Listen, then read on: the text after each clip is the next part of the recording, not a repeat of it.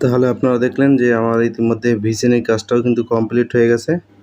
এখন আমি পরবর্তী ডিজাইনটি করব। এখানে মাঝে কিছু জায়গায় ফাঁকা আছে, ফাঁকা জায়গাটা সম্পূর্ণ করব।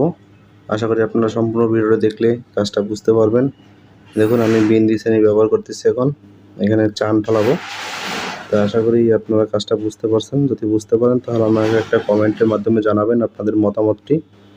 তাহলে চলুন এরপরের কাজটি দেখে নেওয়া যাক, সাথেই থাকুন।